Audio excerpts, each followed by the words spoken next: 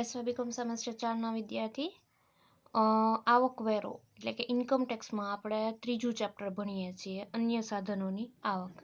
એમાં આગળના વિડીયો લેક્ચરમાં આપણે 3 દાખલા જોઈ ગયા. હવે આપણે દાખલા નંબર 4 જોઈએ. તો દાખલા નંબર 4 માટેની રકમ જોઈએ. શ્રી અક્રમે 31મી માર્ચ 2019ના રોજ પૂરા થતા વર્ષ માટે તેના રોકાણોની વિગતો નીચે મુજબ આપી છે. બરાબર, રોકાણો કરે છે એની વિગતો આપણને નીચે પ્રમાણે આપેલી છે. એમાં પહેલું આપે છે ₹36,000ના 10%ના ક્ષ કંપનીના કરમુક્ત ડિબેન્ચરો, TDSનો દર 10%. બરાબર, શું કહે છે તો કે ₹36,000ના 10%ના ક્ષ કંપનીના કરમુક્ત ડિબેન્ચરો, એમાં કહે છે TDSનો દર 10%. એના પછી કહે છે બીજું ₹54,000ની 7%ની ગુજરાત સરકારની લોન. બરાબર, બીજું આપે છે ₹54,000ની 7%ની ગુજરાત સરકારની લોન. ત્રીજું આપે છે ₹5,000ના 6.5%ના ટ્રેઝરી સેવિંગ ડિપોઝિટ સર્ટિફિકેટ્સ. બરાબર, ₹5,000ના 6.5%ના ટ્રેઝરી સેવિંગ ડિપોઝિટ સર્ટિફિકેટ. એમાં આપણને પછી પેરેગ્રાફમાં કહે છે 7%ની ગુજરાત સરકારની લોન, એટલે કે આ જે બીજો હવાલો છે એના માટે કહે છે 7%ની ગુજરાત સરકારની લોન 1/4/2018ના રોજ ₹54,000 હતી. તે પૈકી 20,000ની લોન 31/7/2018ના રોજ વેચી નાખી અને એ જ તારીખે ₹45,000ની કિંમતના ભાવોભાવ 10%ના ક્ષ કંપનીના કરમુક્ત ડિબેન્ચરો, TDSનો દર 10% લીધેલા હતા. આ માટે ₹15,000ની રકમ તેમણે 15%ના વ્યાજે ઉછીની લીધી હતી. વ્યાજ 30/6 અને 31/12ના રોજ મળતું હતું. બરાબર, હજી આપણે ત્રીજો હવાલો રિફર કરીએ. ₹5,000ના 6.5%ના ટ્રેઝરી સેવિંગ ડિપોઝિટ સર્ટિફિકેટ. એમાં આપણને આપે છે કે 7%ની ગુજરાત સરકારની લોન 1/4/2018ના રોજ ₹54,000 હતી. તે પૈકી 20,000ની લોન 31/7/2018ના રોજ વેચી નાખી અને એ જ તારીખે ₹45,000ની કિંમતના ભાવોભાવ 10%ના ક્ષ કંપનીના કરમુક્ત ડિબેન્ચરો, TDSનો દર 10% લીધેલા હતા. આ માટે ₹15,000ની રકમ તેમણે 15%ના વ્યાજે ઉછીની લીધી હતી.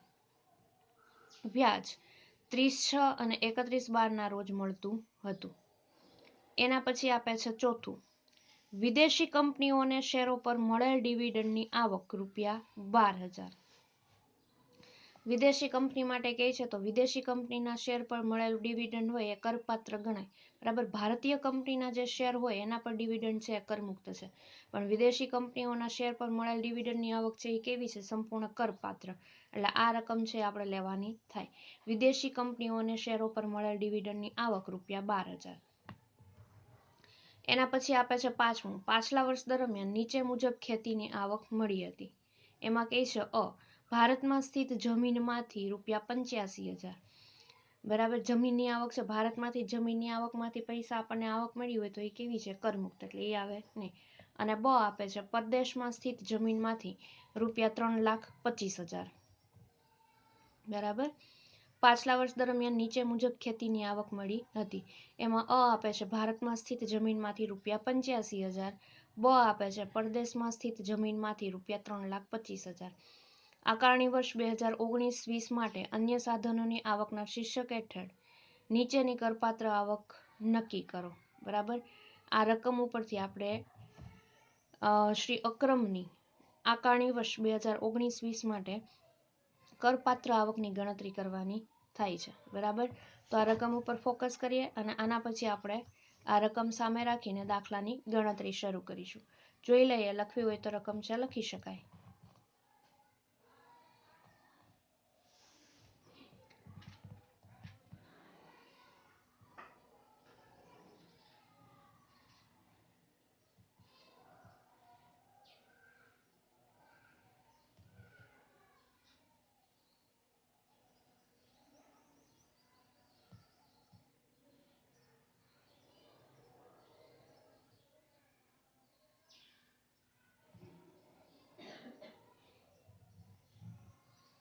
બરાબર, આ થઈ ગઈ આપણી રકમ.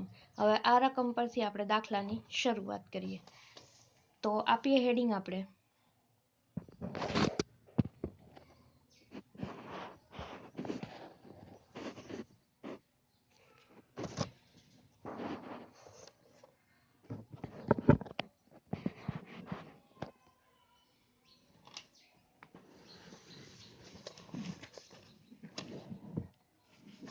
રકમ આપીએ હેડિંગ દાખલા નંબર 4.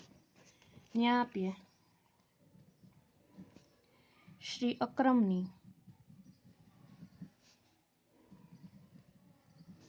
અન્ય સાધનોની આવકના શીર્ષક હેઠળ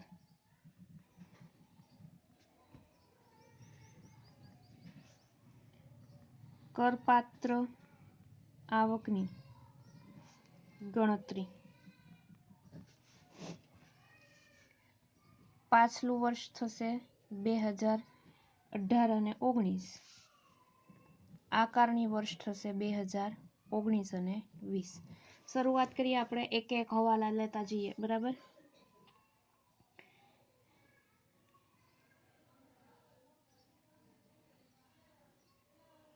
એમાં આપણને પહેલો હવાલો આપે છે ₹36,000ના 10%ના ક્ષ કંપનીના કરમુક્ત ડિબેન્ચરો. બરાબર, જેમાં આપણને બાજુમાં આપે છે TDS નો દર 10%. તો આપી દઈએ પહેલું.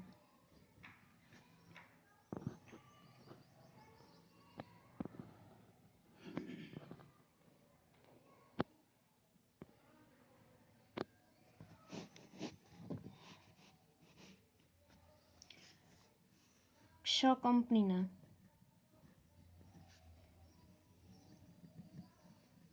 કરમુક્ત ડિબેન્ચરનું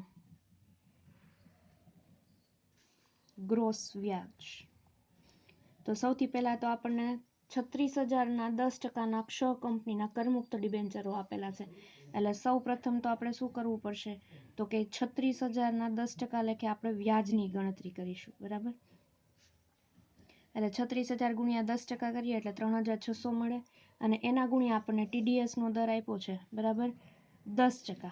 તો 100ના છેદમાં આપણે લેવાના થશે 90. 100 માઇનસ 10 એટલે 90. બરાબર, એટલે આપણને મળશે 4,000.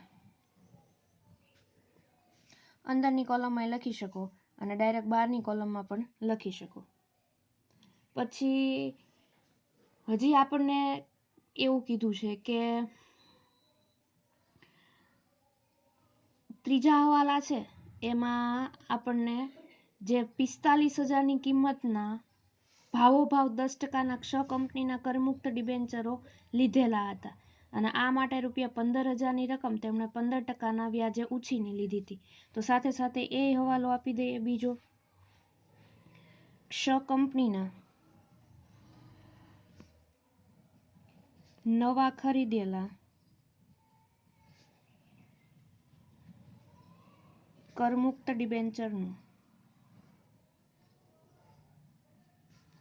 ગ્રોસ વ્યાજ.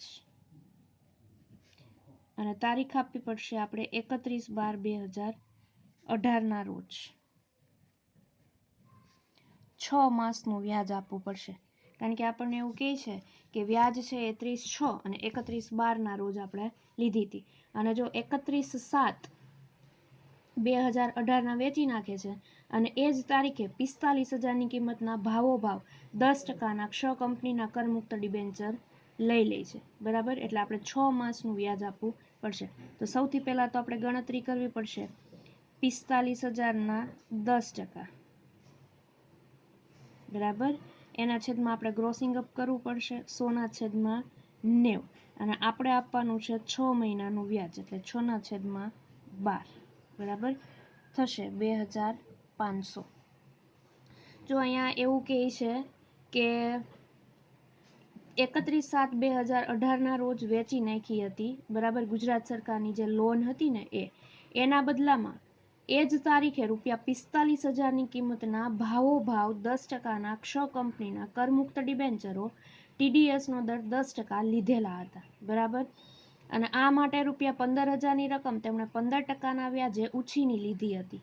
વ્યાજ છે એ 30/6 અને 31/12 રોજ મળતું હતું. 31/7 ખરીદે છે એટલે હવે આપણે વ્યાજ ક્યારે ચૂકવવું પડશે તો કે 31/12, બરાબર. એટલે આપણને તો કે ક્ષ કંપનીના જે નવા ખરીદેલા કરમુક્ત ડિબેન્ચરનું ગ્રોસ વ્યાજ ગણતરી કરવાની થશે અને એના ઉપર આપણે 6 મહિનાનું વ્યાજ આપવું પડશે. તો સૌથી પહેલાં તો આપણને જે 45,000ના કરમુક્ત ડિબેન્ચર ખરીદેલા હતા એ 45,000 ગુણ્યા 10% કરવા પડશે, ગુણ્યા TDSનો દર આપણને 10% આપ્યો છે એટલે 100/90, અને એ જે TDSનો દર આવે એના ઉપર આપણે 6 મહિનાનું વ્યાજ આપવું પડશે એટલે 6/12 એટલે થાય 2500, બરાબર. એટલે આ ક્ષ લિમિટેડના બે શું થઈ ગયા તો કે ક્ષ લિમિટેડના બે કરમુક્ત ડિબેન્ચરનો ટોટલ 4,000 અને 2500. બહારની કોલમમાં લઈ લઈએ આપણે 6,500, બરાબર. એના પછી આપણે ત્રીજું લઈ લઈએ, ગુજરાત સરકારની લોનનું ગ્રોસ વ્યાજ, બરાબર. તો જો આપણને 54,000ની 7%ની ગુજરાત સરકારની લોન આપી છે, બરાબર. હવે 7%ની જે ગુજરાત સરકારની લોન આપી છે એમાં એવું કહે છે કે 1/4/2018ના રોજ 54,000ની હતી, તે પૈકી 20,000ની લોન છે 31/7/2018ના રોજ વેચી નાખી.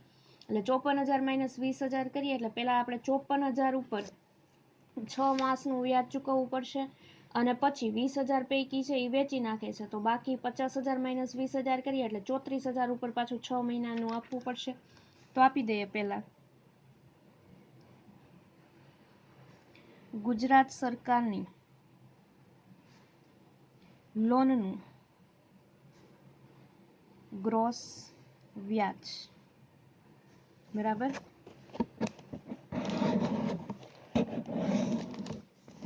એમાં આપી દઈએ આપણે પહેલું જે રૂપિયા 54,000 પર તારીખ 30/6/18ના રોજ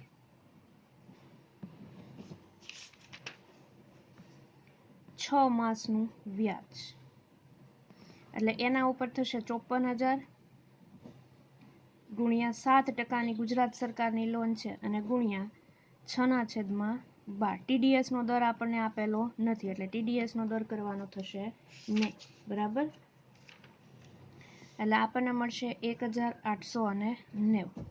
અને બીજું જ આપી દઈએ કે 50,000ની લોન હતી એમાંથી 20,000ની લોન તો શું કરે છે તો કે વેચી દે છે. જો 7%ની ગુજરાત સરકારની લોન 1/4/2018ના રોજ 54,000ની હતી, તે પૈકી 20,000ની લોન 31/7/2018ના રોજ વેચી દીધી. તો બાકીની કેટલી હોય 34,000ની હોય. તો આપી દઈએ રૂપિયા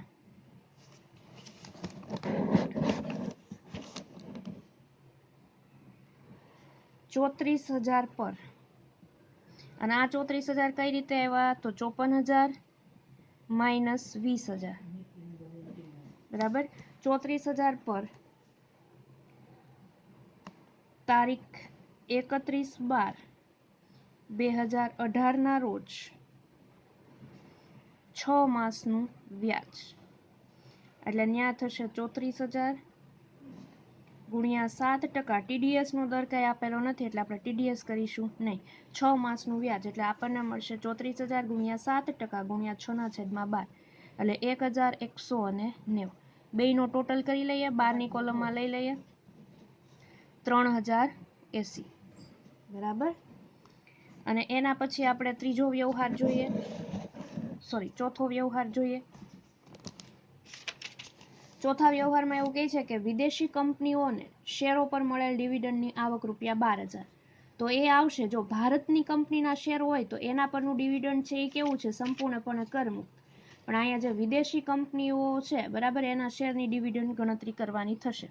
આપી દઈએ વિદેશી કંપનીઓના શેરો પર ડિવિડન્ડની આવક, અને આને જો ગ્રોસિંગ અપના દર બાજુમાં આપ્યા હોય તો ગ્રોસિંગ અપ થાય નહીં, બરાબર. ડાયરેક્ટ 12,000ની જે રકમ છે એના ઉપર જ આપણે શું ગણવાનું થશે તો કે કરપાત્રતા નક્કી કરવાની થશે. અને એના પછી આપી દઈએ પાંચમું આપ્યું છે પાછલા વર્ષ દરમિયાન નીચે મુજબ ખેતીની આવક મળી હતી.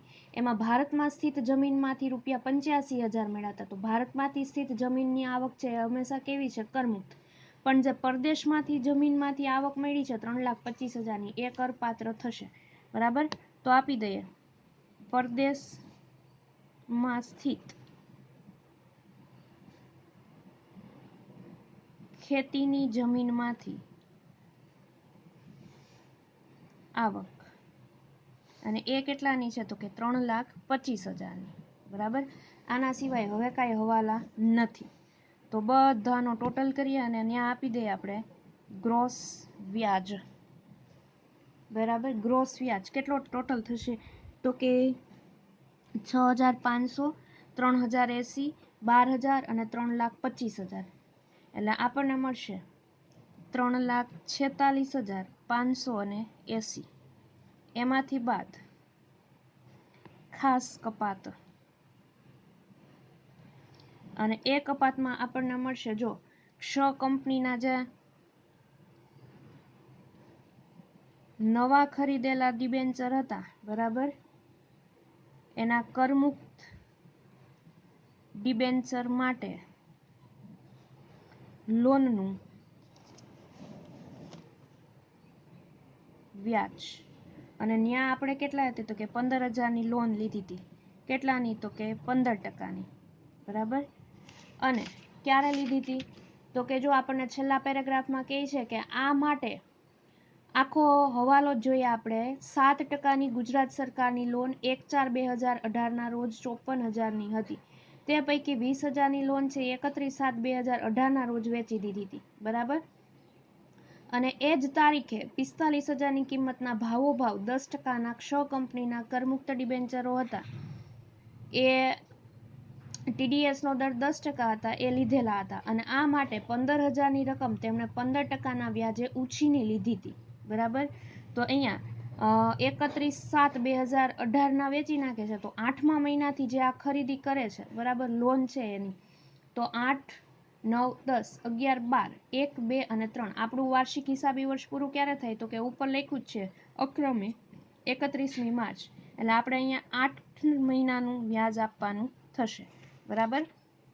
15,000 ગુણ્યા 15% ગુણ્યા 8/12, એટલે ખાસ કપાત તરીકે આપણને મળશે 1,500 રૂપિયા બાદ. અને આ 8 કઈ રીતે આવ્યા તો ત્યાં લખાય 31/7, અથવા તો તમે એવું લખી શકો કે 1 અથવા 1/8 થી 31/3 સુધી, એટલે 8 મહિનાનું વ્યાજ થાય, બરાબર. અહીંયા જો 31/7નો ઉલ્લેખ છે, 31/7 અથવા તો બીજી એની પછીની તારીખ કઈ આવે 1/8, બરાબર, થી 31/3. જો આપણું વર્ષ પૂરું થાય છે 31 માર્ચ અને 31/7ના રોજ વેચી નાખે છે, બરાબર, એ દિવસે વેચી નાખતા હોય તો પછી 8મો મહિનો 8, 9, 10, 11, 12, 1, 2 અને 3 મહિના સુધીનું આપણે 8 મહિનાનું વ્યાજ છે એ આપણને ખાસ કપાત તરીકે બાદ મળે. એટલે 15,000 ગુણ્યા 15% ગુણ્યા 8/12, બરાબર, એટલે 1,500 રૂપિયા આપણને મળે. એટલે 3,46,580 માંથી 1,500 રૂપિયા બાદ કરીએ એટલે આપણને મળે 3,45,080, બરાબર. આ થઈ ગઈ આપણી અન્ય સાધનોની આવક, કેટલી 3,45,080 રૂપિયા થઈ ગઈ, બરાબર. આ આપણા અક્રમની જે અન્ય સાધનોની કરપાત્ર આવકની ગણતરી કરવાની હતી એ આપણે ગણતરી કરી દીધી. હવે આપણી સમજ માટે આપણે નોંધ લખીએ, બરાબર. આ એક્ઝામમાં નોંધ લખવાની જરૂર નથી, પણ આ સમજ માટેની નોંધ છે, એટલે એના માટે આપણે નોંધ નંબર 1 આપીએ,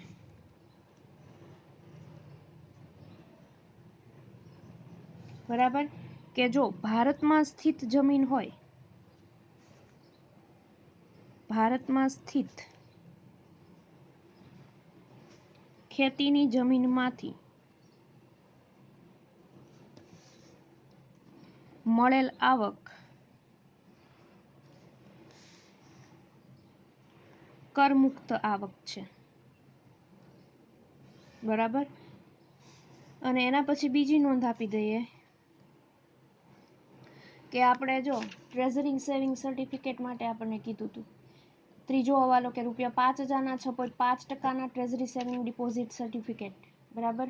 એનું વ્યાજ પણ કેવું છે સંપૂર્ણપણે કરમુક્ત છે. તો આપી દઈએ એના માટે. આપણી સમજ માટે છે 6.5%ના ટ્રેઝરી સેવિંગ ડિપોઝિટ સર્ટિફિકેટનું વ્યાજ પણ સંપૂર્ણપણે કરમુક્ત આવક છે. બરાબર. અને ત્રીજી નોંધ સાથે આપી દઈએ કે જે ભારતીય કંપનીના શેર છે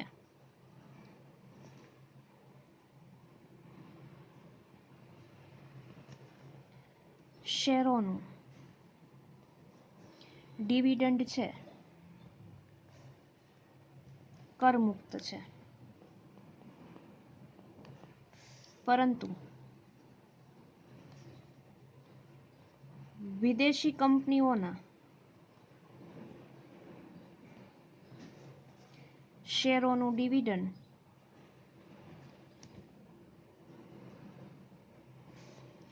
કરપાત્ર ગણાય.